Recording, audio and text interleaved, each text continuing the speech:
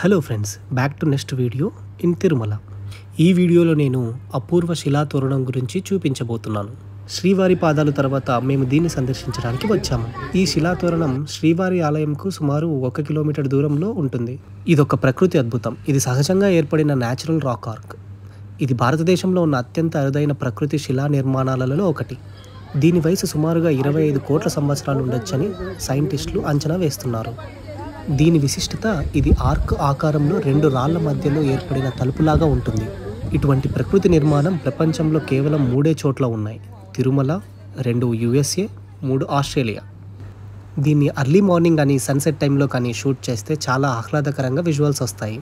అలానే ఈ శిలా తోరణానికి ఎదురుగా చిన్న పార్కు లాగా చాలా బాగా ఉంటుంది. అక్కడ విశ్రాంతి తీసుకోవచ్చు, ఫొటోస్ తీసుకోవచ్చు. అలానే పిల్లలు ఆడుకోవడానికి మంచి ప్లేస్ అని చెప్తారు. ఇది విజిట్కి టైం అయితే పట్టదు, అందుకనే ఇక్కడ కొంచెంసేపు విశ్రాంతి తీసుకొని వేరే ప్లేసెస్ కూడా చాలా మంది ఎక్స్ప్లోర్ అవుతూ ఉంటారు. పార్క్లో స్టే చేయడానికి అయితే చాలా బాగుంటుంది. ఆ కొండల్ని చూసుకుంటూ, ఆ ఆకాశాన్ని చూస్తూ చాలా ప్లెజెంట్గా అనిపిస్తుంది. మీరు కూడా ఒకసారి ట్రై చేయొచ్చు.